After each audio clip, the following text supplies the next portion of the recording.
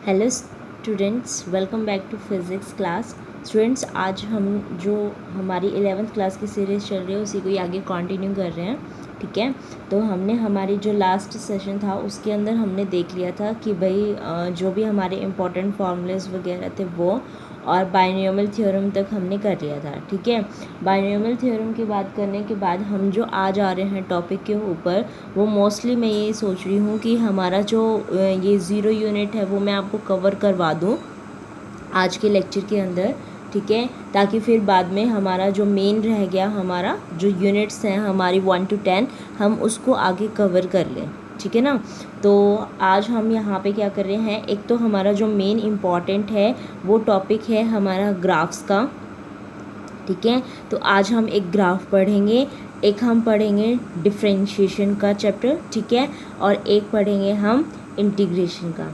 ठीक है, फिर उसके बेस के ऊपर जो हमारे पास प्रैक्टिस सेट है अपना, हम वो डिस्कस करेंगे। ठीक है, और एक हमारे पास आता है लॉगरिथम का। एक्चुअली में लॉगरिथम के क्वेश्चन भी आपके फिर आगे आते तो फिर उनके लॉजिक्स आपको एकदम समझ नहीं आएंगे कि भाई हम कौन सा फॉर्मूला इसके ऊपर अप्लाई कर रहे हैं।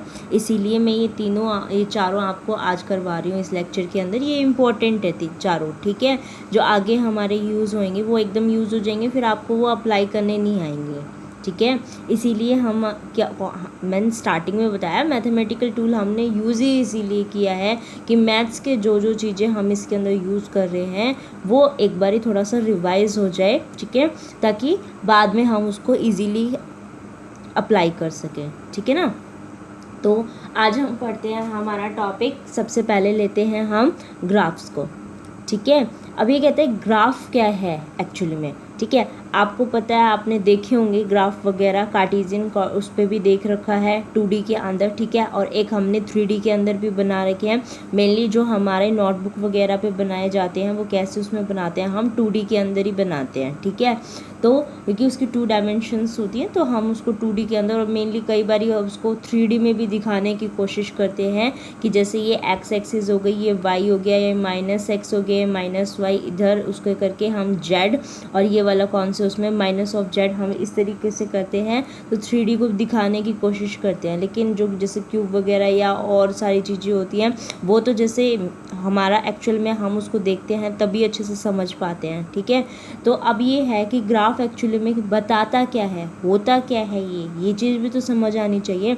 तो आप देख रहे हो कि इसके अंदर हम क्या करते हैं, किसी एक वैल्यू के कॉरस्पॉन्डिंग दूसरे वैल्यू की, दूसरी चीज़ की वैल्यू उस पर फाइंड आउट करते हैं ना। इसके अंदर जैसे आपका कोई भी रिलेशन दिया होता है कि y इज़ इक्वल टू कितना है हमारा 6x प्लस में 6x है आपका। ठीक है, तो x की वैल्यूज़ को या x की वैल्यू को पुट करते जाएंगे और y की वैल्यूज़ हम आती जाएगी, या फिर y की एक फाइनल वैल्यू निकालनी है, x की वैल्यूज़ को क्या करते जाएंगे उसके अंदर पुट करते जाएंगे, चेंज करते जाएंगे। तो x की वैल्यूज़ चेंज हो रही हैं हमारी y की उस पर्टिकुलर वैल्यू को लेके आने के लिए। यानी कि जब कोई भी हमारा एक फंक्शन दूसरे फंक्शन के ऊपर क्या होता है, डिपेंड होता है, या एक हम उसकी वैल्यू को क्या करते हैं, वेरिएशन निकाल रहे हैं किसी दूसरी क्वांटिटी के कॉरस्पॉन्डिंग, और वो आपका किसी भी उसमें हो सकता है, या तो हम उसको किस उसमें दिखा रहे हैं, भाई एक इस तरीके से दिखा रहा है, तो ये भी क्या कर रहा है कि x की वैल्यूज़ वगैरह और y की वैल्यू को वेरी करवा के या x की वैल्यू को फाइंड आउट करके हम इसमें क्या कर रहे हैं, सर्कल की वैल्यू लेके आ रहे हैं। या फिर आपके पास एक इस तरीके का ग्राफ है, या फिर आपके पास क्या है, एक इस तरीके का ग्राफ आ रहा है, किसी भी तरीके का आपका ग्राफ आ सकता है इसके अंदर। लेकिन ग्राफ का मतलब क्या है कि एक क्वांटिटी के अंदर वेरिएशन का पता लगाएं हम किसी दूसरी क्वांटिटी की हेल्प से।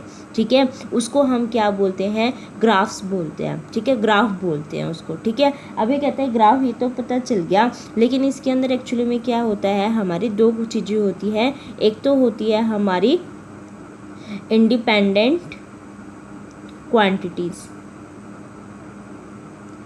ठीक है, सेकंड हमारे पास होती है डिपेंडेंट क्वांटिटीज़ या क्वांटिटी।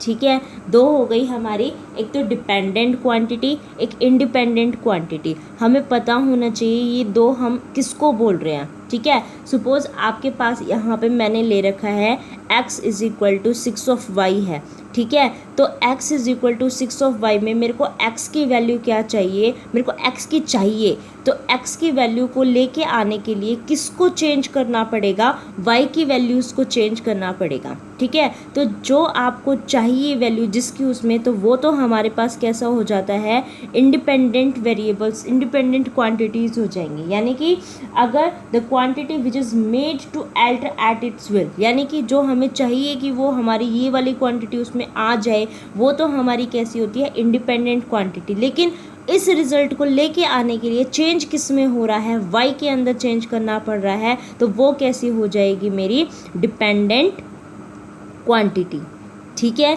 तो अब इसकी जो एक्चुअल डेफिनेशन है वो आपकी देखिए, वो हमारे पास कौन सी हो गई, ग्राफ की। ग्राफ इज़ अ लाइन जो कि आपकी कैसी भी हो सकती है, स्ट्रेट और कर्व, ठीक है। अभी बताया मैंने आपको, या तो स्ट्रेट के अंदर या फिर कर्व के अंदर, या पूरा इस तरीके से ये एलिप्स बना रहा है, कुछ भी बना रहा है, वो आपकी क्या हो जाएगी, कोई line which shows the variation of one quantity with respect to the other, ठीक है, which are inter related to each other, ठीक है, जो एक दूसरे के फॉर्मूले में उसमें आ रहा हो और उससे हम स्ट्रेट लाइन या कर्व कैसे भी हम उसको वो प्रेजेंट कर सके, तो उस चीज़ को हम क्या बोलेंगे कि वो हमारा क्या है, ग्राफ है, ठीक है। अब ये पता चल गया हमें इंडिपेंडेंट और डिपेंडेंट क्वांटिटी। एक और एग्जांपल ले लेती हूँ। सपोज आपका फोर्स का जो होता है second law of Newton, F is equal to ma, ठीक है।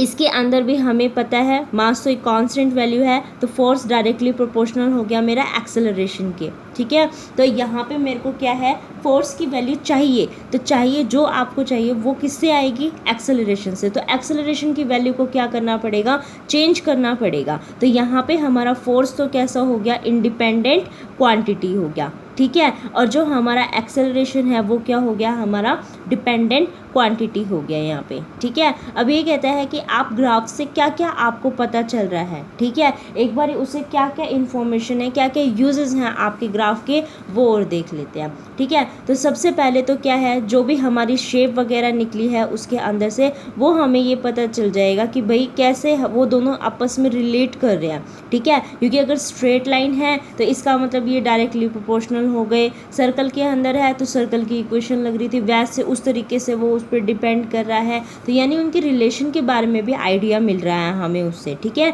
The shape of the graph plotted for the two quantities give us the clear idea about the relationship between those two quantities, ठीक है।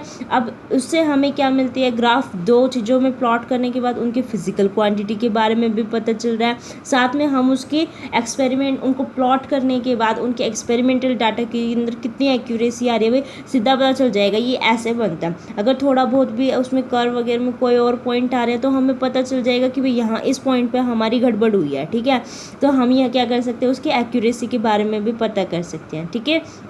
आपके पास अगर बहुत large number का data है, ठीक है, उस डेटा के अंदर से आपको कोई मीन वैल्यू निकालनी है तो भी आप ग्राफ की हेल्प यूज़, वो उसकी हेल्प से आप उसको फाइंड आउट कर सकते हो, ठीक है। तो ये तो हमारे क्या हो गए, फॉर इसके यूजेस हो गए हैं, ठीक है। अब कुछ आपको ग्राफ इक्वेशंस बता रही हूँ मैं, जिसके बिहाफ पे हम क्या कर सकते हैं, हमारे ग्राफ्स को प्लॉट करेंगे, ठीक है। कौन कौन से हमारे इसके अंदर हो सकते हैं वो मैं आपको बता रही हूँ, ठीक है।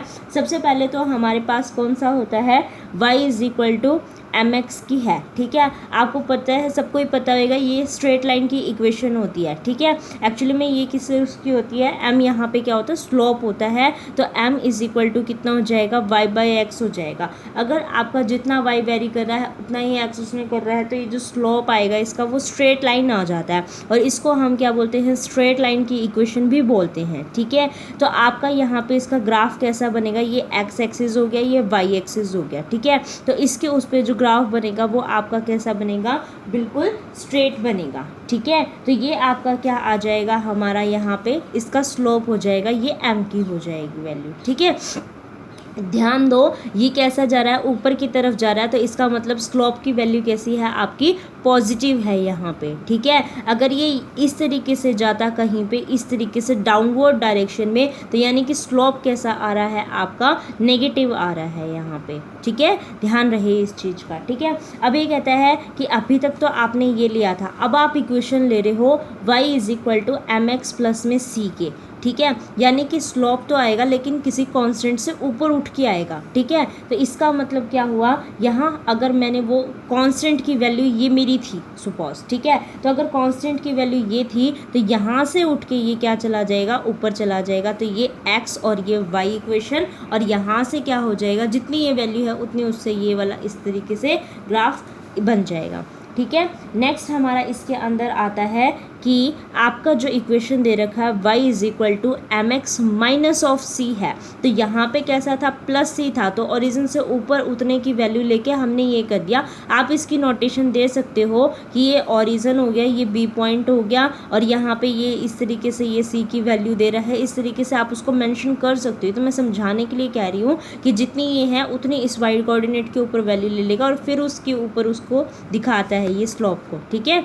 अब ये कैसा है, नेगेटिव ऑफ सी है, तो यानी कि ये क्या करेगा, नेगेटिव से उस वैल्यू को लेगा, ठीक है। तो यहाँ से आपकी बोर्ड सी या डी जो भी आप पॉइंट कंसीडर करना चाहो वो पॉइंट कंसीडर कर सकते हो, और फिर उसको क्या दिखाओगे, पॉजिटिव की तरफ करके जाओगे, क्योंकि स्लोप कैसा आ रहा था, पॉजिटिव आ रहा था, लेकिन जो कांस्टेंट क्वांटिटी उसमें ऐड या सब्ट्रैक्ट हो रही थी वो सब्ट्रैक्ट हो रही है, जो कि यहाँ से हो रही है, ठीक है ना। उसके बाद नेक्स्ट हमारे पास कैसा आता है, नेक्स्ट हमारे पास है इसके अंदर graph y is equal to minus of M X plus में सी। तो यानी कि ये जो स्लोप है आपका वो कैसा आ रहा है भाई, यहाँ पे नेगेटिव आ रहा है, और मैंने आपको अभी मेंशन किया था कि नेगेटिव के अंदर वो डाउनवर्ड जाएगा, ठीक है ना। तो इसका मतलब ये वाले का जो ग्राफ बनेगा वो हमारे पास कैसा बनेगा, किसी कांस्टेंट क्वांटिटी उससे, तो ये यहाँ पे इस तरीके से ये चला जाएगा, ठीक है। उसके बाद हमारे पास कुछ इक्वेशंस आती हैं, जो कौन सी हैं, आपकी इक्वेशन है Y square is equal to K X की, Y square is equal to minus of K X, और नेक्स्ट है आपकी X square is equal to K of Y, ठीक है। ये जो तीनों इक्वेशंस हैं वो किसकी हैं, आपकी पैराबोला की इक्वेशंस होती हैं। ये जो अभी इक्वेशन लिख रही थी मैं वो स्ट्रेट लाइन की इक्वेशंस थी, ठीक है। ये आपकी किसकी होती है, पैराबोला की इक्वेशंस होती हैं। अभी कहते हैं इस पैराबोला को कैसे बनाएं भाई, आप ये देखो Y square is equal to K X है, इसका मतलब वाई एक्सिस के ऊपर, वाई तो अपनी ये है, या तो प्लस या माइनस, ये कहता है प्लस या माइनस के ऊपर कोई भी वैल्यू ले लो, उसके बाद उन पॉइंट्स को अगर प्लॉट करे तो किसकी वैल्यू दे, वो एक्स की उस पर वैल्यू दे दे, ठीक है। तो यानी कि क्या करें हम, अगर हमारा इस तरीके से कोई भी पॉइंट आएगा, ठीक है, तो वाई का मान लो अगर +1 है या -1 है, और इसका अगर 0 उस पर, मतलब ये यहाँ पे ये पॉइंट दिखा रहा था, तो दोनों सेम सेम आएंगे। नेक्स्ट अब ये पॉइंट हो गए, इनके उस पर ये वाली वैल्यू आ जाएगी, इसकी इस पर ये वाली वैल्यू आ जाएगी, क्योंकि +x +y और -y की यहाँ पे फ़र्क नहीं पड़ेगा, क्योंकि y का स्क्वायर है, लेकिन पुट तो यही वैल्यू हो रही थी, यहाँ ये वाली वैल्यू हो रही थी, तो हमें ग्राफ इस तरीके का मिल जाएगा, ठीक है। अब ये कह रहा है वाई स्क्वायर इज इक्वल, और यहाँ पे x कैसा है, पॉजिटिव, तो इसका इस साइड फेस होएगा, ठीक है। अब ये कहता है Y square is equal to minus of K X, यानी कि प्लॉट तो y के अकॉर्डिंग हो रहा है, लेकिन कहाँ, माइनस ऑफ x के उसमें, जो कि किसी कांस्टेंट के उसमें प्रोपोर्शनल या आप बोल सकते हो, तो माइनस ऑफ x में, तो यानी कि इसका ग्राफ किस तरीके से बन जाएगा, ऐसे बन जाएगा, ठीक है, -x की उस पर हो जाएगा। अभी कहते हैं X square is equal to K Y, X की वैल्यू आपकी प्लस या माइनस कैसी भी होगी, लेकिन y की पॉजिटिव रहेगी, ठीक है। तो इसका ग्राफ कैसे बन जाएगा आपका, इस तरीके से, ये प्लस और माइनस ऑफ एक्स, ये कौन सा हो गया, X square is equal to K Y का ग्राफ हो गया, ठीक है। तो प्लस या माइनस आपका किसका भी हो सकता है, एक्स की वैल्यू, लेकिन वाई की कैसी आएगी, यहाँ पे पॉजिटिव आएगी, ठीक है ना। तो ये हमारा ग्राफ इसका प्लॉट हो जाता है, ठीक है। उसके बाद हमारे पास इसके अंदर इक्वेशन आती है y is equal to ax plus में by का स्क्वायर। अब ये कहता है ये किसकी होती है, ये हमारी एसिमेट्रिक पैराबोलिक इक्वेशन होती हैं, ठीक है। यहाँ पे सॉरी x का स्क्वायर ही है, तो एसिमेट्रिक पैराबोलिक इक्वेशन के अंदर हमारे पास कैसी आती है, ग्राफ जो होएगा वो हमारे पास होता है इस तरीके से, ठीक है। वहाँ पे तो कैसा बन रहा था, हमारा सिमेट्रिक था, ये कैसे ग्राफ है, सिमेट्रिक ग्राफ है, एक तरफ जैसा दूसरी तरफ भी वैसा ही होएगा। अब ये कैसा है आपका एसिमेट्रिक पैराबोलिक इक्वेशन है, तो एसिमेट्रिक पैराबोलिक इक्वेशन के अंदर हमारे पास इस तरीके से ग्राफ आएगा इस इक्वेशन का, ठीक है। उसके बाद अगर और भी हैं तो वो हम प्लॉट कर सकते हैं, ठीक है। अब हमारे पास आता है सर्कल की इक्वेशन। सर्कल की इक्वेशन क्या होती है भाई, एक्स स्क्वायर इज प्लस में Y square is equal to a का स्क्वायर, सबको पता है, ठीक है। जहाँ पे रेडियस जो होगी वो आपकी ए के उस पे हो जाएगी, ठीक है। तो ये कहते हैं इसको हम कैसे प्लॉट कर सकते हैं, इस तरीके से प्लॉट कर सकते हैं कि भाई अपनी ए रेडियस के साथ जो है वो हमने इसको प्लॉट कर दिया दोनों साइड एक्स और वाई के उसमें, तो ये हमारे पास इसका हो गया, ठीक है। उसके बाद अगर आपके पास इलिप्स है, ठीक है, इलिप्स के अंदर क्या होता है, इसकी तो सेम रेडियस है तो इस दोनों सेम हो गया, ठीक है। एक्चुअली में जो हम बनाते हैं वो इस तरीके से होता है कि ये हमारे पास कौन सी होती है, सेमी मेजर एक्सिस होती है, और ये हमारे पास कौन सी होती है, सेमी माइनर एक्सिस होती है, ठीक है। तो सेमी मेजर और माइनर एक्सिस अगर हमारी सेम है तो वो कैसा बन जाता है, सर्कल बन जाता है, ठीक है। अगर वो सर्कल सेम है तो कॉमन आके उधर ये आ जाएगा, ठीक है। तो यानी कि एक्स स्क्वायर अपॉन में ए स्क्वायर प्लस में वाई स्क्वायर अपॉन में A square is equal to 1 होता है हमारा। ये दोनों सेम है तो कॉमन लेके उधर 1 आ जाएगा, ठीक है। लेकिन अगर सेम नहीं है, मेजर और माइनर एक्सिस में फ़र्क है, एक्स स्क्वायर अपॉन में ए स्क्वायर प्लस में वाई स्क्वायर अपॉन में B square is equal to 1 है आपका, तो आपकी किस तरीके से बनेगी, इसके अंदर इलिप्स बनने लग जाएगा, ठीक है। अब वो इलिप्स किस उसमें फॉर्म में बनेगा वो भी ध्यान दो। अगर आपकी ए की वैल्यू बड़ी आ रही है और इसकी कम है, ठीक है, ए बड़ा है बी छोटा है, तो यानी कि ए बड़ा है बी छोटा है, इस तरीके से बनेगा, ए बड़ा है बी छोटा है, यानी कि मेजर एक्सिस माइनर एक्सिस से बड़ी है। अगर आप ये कह रहे हो, ये तब था जब a is greater than b है, अब आप कह रहे हो a is less than b, तो ग्राफ कैसे बनेगा, ऐसे बनेगा, ठीक है। b आपकी बड़ी है a से, तो ग्राफ इस तरीके से बन जाएगा हमारा, यहाँ पे क्लियर है, ठीक है। उसके बाद हमारे पास इसके अंदर आता है कि अगर आपको किसका उसमें दे रखा है, एक्सपोनेंशियल के फैक्टर में दे रखा है y is equal to e की पावर माइनस ऑफ kx आपके पास है, ठीक है। तो आपका यहाँ पे जो ग्राफ बनेगा वो कैसे, डिक्रीजिंग ऑर्डर में मिलेगा, ठीक है। एक्सपोनेंशियली का ग्राफ आपका किसके उसमें, डिक्रीजिंग फॉर्म के अंदर, क्योंकि नेगेटिव है ना तो वो डिक्रीज करेगा, ठीक है। अगर वो डिक्रीज कर रहा है तो आपका किस तरीके से आएगा, यहाँ पे इस तरीके से चला जाएगा, ठीक है। पर इसने ये तो नहीं कहा कि बाद में वो ज़ीरो आ जाएगा, नहीं कहा ना, तो हम इसको ज़ीरो नहीं करते हैं, ठीक है। तो ये किस में हो जाएगा, एक्स और वाई एक्सिस के अलाउंग हो जाएगा, ठीक है ना। तो हमारे पास ये ग्राफ्स की फॉर्म जो है आपको पता होना चाहिए, स्ट्रेट लाइन की कैसी होती है, उसके अंदर कोई कांस्टेंट ऐड कर रहे हैं तो वो कैसे आएगा, ठीक है। उसके बाद पैराबोलिक की इक्वेशन, एलिप्स की इक्वेशन, सर्कल की इक्वेशन और एक्सपोनेंशियल का इक्वेशन, और इनके ग्राफ किस तरीके से हम प्लॉट करते हैं, ठीक है। तो ये सारी चीज़ों के बारे में आपको पता होना चाहिए, ठीक है। अभी तो जैसे आपकी क्लास लग नहीं रही है, आप इसको अच्छे से रिवाइज कर सकते हैं। अगर यहाँ पे भी आप आते होते पढ़ाती होती तो ये नेक्स्ट डे आपका रिवीजन होता है, यहाँ पे भी है ना, पूछा जाता है आपसे कि इसकी इक्वेशन कौन सी है। अब घर पे बैठ के तो आपसे पूछा नहीं जा सकता, मर्जी है आपकी, ठीक है। तो अच्छा यही होगा कि आप बैठ के इसको पढ़ भी लो, ठीक है। अब हमारे पास नेक्स्ट आता है हमारा डिफरेंशिएशन का, ठीक है, डिफरेंशिएशन और इंटीग्रेशन के टॉपिक्स, ठीक है। अब डिफरेंशिएशन और इंटीग्रेशन के अंदर आपको मेन पता होना चाहिए डिफरेंशिएशन और इंटीग्रेशन क्या करते हैं, ठीक है। आपको अगर डिफरेंशिएशन आ गया, इंटीग्रेशन के अंदर कोई टेंशन की बात नहीं है, क्योंकि जो डिफरेंशिएशन करता है उसका अपोजिट ही हमारा क्या है, इंटीग्रेशन की फॉर्म के अंदर होता है, ठीक है। तो दो हो गए हमारे, डिफरेंशिएशन और इंटीग्रेशन, ठीक है। डिफरेंशिएशन क्या करता है, चेंज निकालता है, आपको किसके कॉरस्पॉन्डिंग उसके अंदर चेंज निकालना है, ठीक है। ये वैल्यूज़ को कम कम कम कम करके लिखता है, उसको डिक्रीज़ करके लिखता है। इंटीग्रेशन के अंदर हम क्या करते हैं, सम अप करते रहते हैं, ठीक है, कि भाई वैल्यू यहाँ से लेके वैल्यू यहाँ तक जा रही है तो हमारे पास कितनी उसकी आएगी, उन सब डाटा को क्या कर देगा, एडअप करते हुए चलेगा, ठीक है। लेकिन ये क्या करता है, डिक्रीज़ करता है, ठीक है। यहाँ पे हम बताती हूँ कि कैसे करते हैं। डिफरेंशिएशन का जो साइन होता है आपका पहले वो पता होना चाहिए, d/d, ठीक है। किसके रिस्पेक्ट में निकाल रहे हो भाई, टाइम t के रिस्पेक्ट में आपको डिफरेंशिएशन करना है, x के रिस्पेक्ट में आपको डिफरेंशिएशन करना है, y के रिस्पेक्ट में करना है, z के रिस्पेक्ट में करना है। जो भी क्वांटिटी दे रखी हो यहाँ पे उसमें ये देखेंगे इनमें से हमें कौन सा डिफरेंशिएशन किसके रिस्पेक्ट में चेंज निकालना पूछा है, ठीक है, किस क्वांटिटी के लिए पूछा है।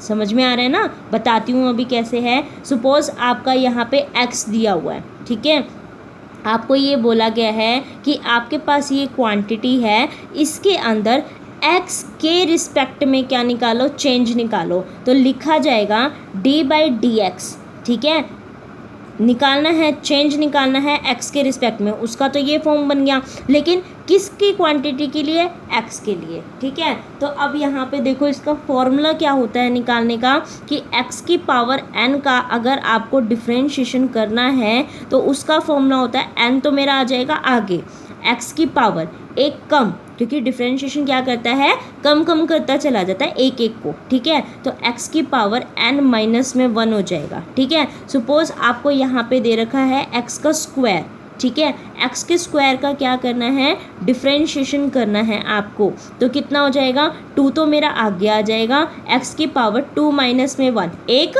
कम कर दी, ठीक है। तो 2x की पावर 2-1 1, तो यानी कि डिफरेंशिएशन हो गया 2x हो गया, ठीक है ना। इस तरीके से हम इसको करते चले जाएंगे, ठीक है। अगर आपको x का क्यूब दिया होता है, इसका डिफरेंशिएशन करना है, तो 3x की एक कम, यानी कि 3 में से एक गई 2, ठीक है। तो आपका कितना बन जाता है, यहाँ पे 3x का स्क्वायर बन जाता। अब यहाँ पे कितना है, x की पावर 1 है, तो 1 तो मेरा आगे आ गया, x की पावर 1-1 हो गया, तो यानी कि 1x की पावर 0। अभी क्या हो गया, 0 रिजल्ट आ गया। नहीं, मैंने आपको कल समझाया था किसी भी चीज़ की पावर 0 कितना होता है, 1 होता है, ठीक है। तो x की पावर 0 = 1, तो रिज़ल्ट कितना आ गया, 1 आ गया। यानी कि अगर हम x की डिफरेंशिएशन करते हैं तो 1 आता है, ठीक है। तो आप यहाँ से इसको इस तरीके से भी नोट कर सकते हैं कि डिफरेंशिएशन कर रहे हैं विद रिस्पेक्ट टू x। अगर x है तो चेंज आएगा 1 में, x का स्क्वायर है तो चेंज आएगा 2x का, ठीक है। x का क्यूब है तो चेंज आएगा 3x का स्क्वायर का, x की पावर 4 है तो चेंज आएगा 4x की क्यूब का, x की पावर 5 है चेंज आएगा 5x की पावर 4, यानी एक एक कम करते चले जा रहे हैं हम, ठीक है ना। इस तरीके से हम इसको कर सकते हैं, आप आगे भी इसको कर सकते हो, ठीक है। उसके बाद हमारे पास, लेकिन ये किसके रिस्पेक्ट में चेंज कहा है मैंने, x के में। अगर मैं लिखती d/dt ऑफ x, अब क्या है, चेंज निकालना है t के रिस्पेक्ट में, लेकिन ऊपर तो t नहीं था ना। तो इसका मतलब जो क्वांटिटी जिसके रिस्पेक्ट में आपको चेंज निकालना है, अगर मेरी यहाँ पे वो मेरे को नहीं दे रखी है, तो उसका चेंज क्या लिख देंगे, सीधा हम 0 लिख देंगे, ठीक है। तो इसका मतलब एक दो फॉर्मूले आपको पता होना चाहिए। वो फॉर्मूले क्या हैं आपके, कि अगर आपको डिफरेंशिएशन करना है x के रिस्पेक्ट में जो भी है, अगर यहाँ पे कुछ कांस्टेंट दिया हुआ है आपको, तो कांस्टेंट का डिफरेंशिएशन कितना हो जाएगा, 0, क्योंकि ये टाइम के रिस्पेक्ट में डिफरेंशिएशन करना था। लेकिन यहाँ पे तो x है, तो t के लिए ये तो एक कांस्टेंट है, ठीक है, क्योंकि t तो सिर्फ t में ही चेंज निकाल सकता है ना, यहाँ पे x तो में तो निकाल ही नहीं सकता। इसका मतलब इसके लिए ये क्या हो गया, एक कांस्टेंट की वैल्यू हो गई, ये कांस्टेंट हो गया, तो कांस्टेंट का डिफरेंशिएशन 0 हो गया, ठीक है। और चीज़ देखिए इसके अंदर और क्या है, इसके अंदर कि जैसे आपके पास दो क्वांटिटीज़ दे रखी है, हमारे पास होगी x प्लस में 2x आ गया, ठीक है। तो x, इसको हम किस तरीके से लिख सकते हैं कि भाई अगर आपके पास दो फॉर्म है, आपका डिफरेंशिएशन करना है u प्लस में v है, तो आप उसको लिख सकते हो d/dx of u d/dx of v करके, ठीक है। इस तरीके से हम इसको सॉल्व कर सकते हैं। तो आपके पास ये जो अभी क्वांटिटी मैंने लिखी थी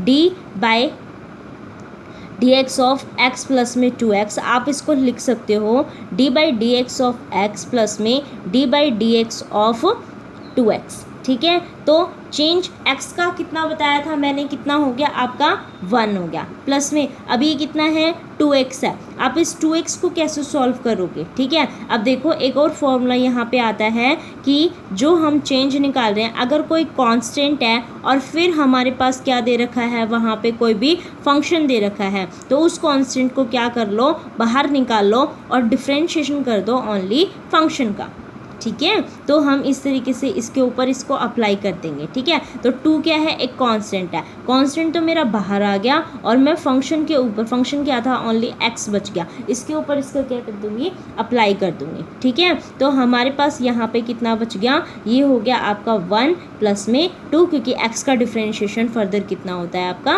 1 होता है, ठीक है। अब एक और रूल बता देती हूँ मैं इसके अंदर, आपका एक और आता है d/dx of u into V rule, ठीक है। u इंटू वी रूल कहता है कि इसको मान लो पहला फंक्शन, इसको मान लो सेकंड फंक्शन, ठीक है। पहले फंक्शन को तो लिखो एज इट इज़, यानी u लिखा जाएगा एज इट इज़, दूसरे फंक्शन का क्या कर दो, डिफ्रेंशिएशन कर दो, यानी कि चेंजमेंट निकाल दो, दूसरा कौन सा है, v हो गया, ठीक है, ये v हो गया। उसके बाद प्लस में दूसरे फंक्शन को लिखो एज इट इज़, v को लिख दिया एज इट इज़, चेंज निकालना है फर्स्ट फंक्शन के ऊपर यानी कि u के ऊपर, ठीक है। इसका एग्जांपल बताती हूँ मैं आपको एक, ठीक है। इसका एग्जांपल हमारे पास हो जाएगा, सपोज आपको दे रखा है x साइन ऑफ x का, ठीक है ना, ये हमारे पास u हो गया, ये हमारे पास v हो गया।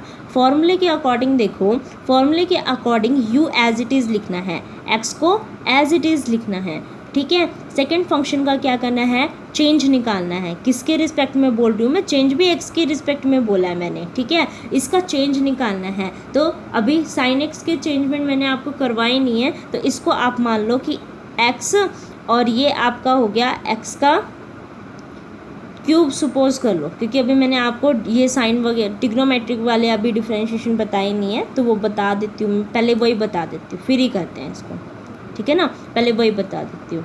अब देखो साइन एक्स का differentiation d/dx of sine of x, ये होता है आपका cos of x, change of sign is cos of x, ठीक है। कॉस x का डिफ्रेंशिएशन करेंगे तो हमारे पास आता है माइनस साइन ऑफ x, ठीक है ना।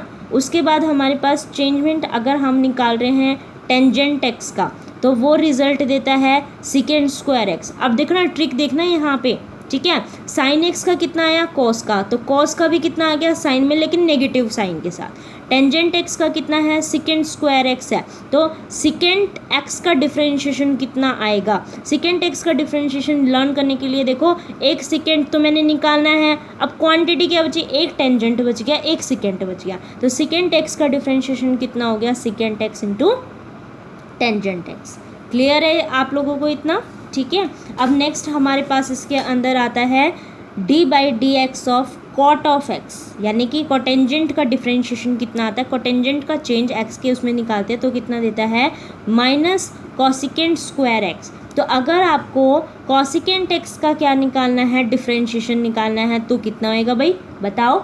कॉसिकेंट x का निकालना है तो एक मैंने इसको पकड़ लिया, ठीक है, बचा क्या चीज़, एक तो माइनस बच गया, एक कॉट एक्स बच गया, एक कॉसिकेंट एक्स बच गया, ठीक है। तो एक तो माइनस बच गया, एक कॉट एक्स बच गया, एक कॉसिकेंट एक्स बच गया, तो कॉसिकेंट ऑफ एक्स का डिफ्रेंशिएशन कितना हो गया आपका, minus cot of X into cosecant of X. Clear है आप लोगों को इतना, ठीक है। तो ये हमारे पास ये वाले इसके फॉर्मूले हो गए, ठीक है, सारे आ गए इसके अंदर, साइन आ गया, कॉस आ गया, टेंजेंट आ गया, सिकेंट आ गया, कोटेंजेंट आ गया, कॉसिकेंट आ गया, ठीक है। अब हम अपने फॉर्म करते हैं वो वाली जो हम अभी कर रहे थे, ठीक है। तो वो क्या थी हमारी, वो थी भाई हमारी कि u इंटू वी फॉर्म कर रहे थे हम, ठीक है। हमने फॉर्म लिया था x साइन ऑफ x का, ठीक है। तो x हमारे पास क्या आ गया, एज इट इज़, ठीक है। सेकंड वाले का क्या करना है, हमें डिफ्रेंशिएशन बताया था ना, u एज इट इज़, फिर v का डिफ्रेंशिएशन यानी कि साइन x का डिफ्रेंशिएशन। बच्चे क्या कहते हैं, d/dx साइन भी लगा देते हैं और इसका चेंज भी लिख देते हैं यहाँ पे। अरे भाई आप लोगों ने उसका डिफ्रेंशिएशन कर दिया तो ये साइन दोबारा क्यों लिखा है, इसका मतलब तो ये आप दोबारा करना चाह रहे हो कि वहाँ पे डबल डेरिवेटिव दे रखा है, नहीं, हमें तो सिर्फ क्या करना है, एक बार ही निकालना है। तो भैया आप जब इसको करो तो या तो इसको ऐसे लिखो, एक बार इस चीज़ को फॉर्म को ही पूरा एक्सप्लेन करके लिखो, ऐसे मत लिखो कि साइन एक्स का डिफ्रेंशिएशन यहाँ पे लिख दिया और d/dx भी लिख रहे हो, ठीक है ना, ये गलत हो जाता है, ठीक है। आप इस चीज़ को ध्यान दो, ठीक है। मैं कई बार करवाती हूँ तो स्टूडेंट्स गलत कर देते हैं, बार बार यहाँ पे d/dx भी लिख देंगे और उसका चेंज भी लिख देंगे। जब आपने उसको लिख ही दिया है उसका डिफ्रेंशिएशन करके, या तो ये मत लगाओ या ये लगा रहे हो, तो ये बताओ ना, हम इसका कर रहे थे, अभी करेंगे, ठीक है, तो इस चीज़ को ध्यान में रखना। प्लस में साइन ऑफ एक्स आपका एज इट इज़ चेंज निकाल रहे हैं हम एक्स के कॉरस्पॉन्डिंग, तो एक्स तो यहाँ पे आ गया। अब change of sine with respect to X कितना होता है भाई, आपका कॉस ऑफ एक्स हमने निकाल रखा है, ठीक है, पता है हमें फॉर्मूला पता है। Sine of X D by D X of X का डिफ्रेंशिएशन कितना होता है, मैंने आपको अभी करवाया था 1 होता है, ठीक है। तो आंसर कितना बन गया, एक्स कोस एक्स प्लस में साइन ऑफ एक्स बन गया, ठीक है। अब आपके पास फॉर्मूला आता है u बाई वी का, ठीक है। डिफ्रेंशिएशन आपको करना है और आपको कोई 2 फंक्शन दिए हुए हैं जो कि x के हैं और आपको उनका क्या करना है, u बाई वी निकालना है। तो फॉर्मूला क्या लगेगा, ये इसको भी हम फर्स्ट और सेकंड फंक्शन मान लेते हैं, ठीक है।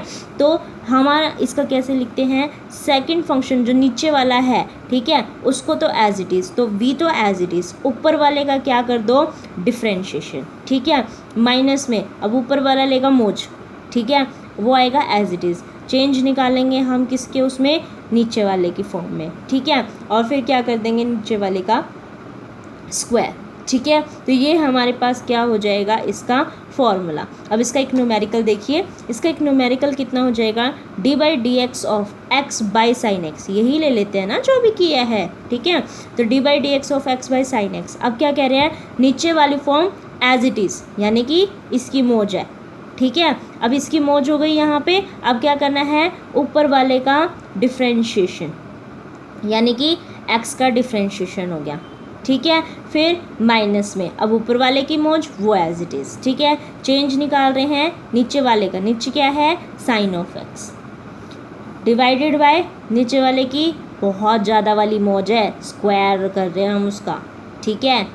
अब ये ध्यान में रखना भैया, तुम लोग एक गलती और करते हो, 2 चीज़ें होती हैं, साइन एक्स का square, sine square of x. Sine x का स्क्वायर के अंदर क्या कहना चाह रहा है वो, कि साइन तो उसका वो हो गया जो फंक्शन है, एंगल उसका एक्स का स्क्वायर है, एंगल एक्स का स्क्वायर है, यहाँ क्या है, साइन स्क्वायर एक्स, यानी कि साइन एक्स का होल स्क्वायर है, साइन 2 बारी अप्लाई हो रहा है, एंगल एक है एक्स, इस चीज़ को ध्यान में रखो, साइन एक्स का स्क्वायर है या साइन स्क्वायर एक्स है, ठीक है ना। तो ये 2 चीज़ हैं, इन दोनों को ध्यान में रखना है। अब यहाँ पे देखो ये कितना हो गया, साइन ऑफ एक्स, एक्स का डिफ्रेंशिएशन कितना होता है आपका, 1 होता है, माइनस में एक्स, साइन एक्स का डिफ्रेंशिएशन बताओ, कॉस ऑफ एक्स अपॉन में साइन स्क्वायर एक्स। तो ये हमारे पास क्या हो गया, सॉल्यूशन हो गया इस क्वांटिटी का, ठीक है। किसी को कोई डाउट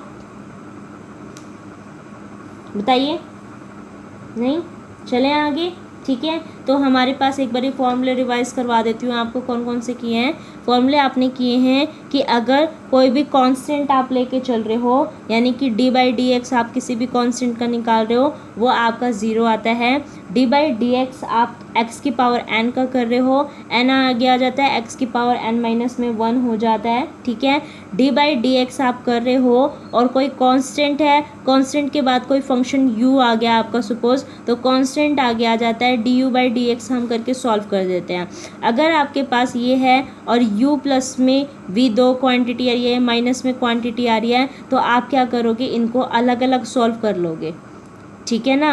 अलग डी बाई डी एक्स इसके साथ भी होएगा, डी बाई डी एक्स इसके साथ भी होएगा, हम इस तरीके से इसको करके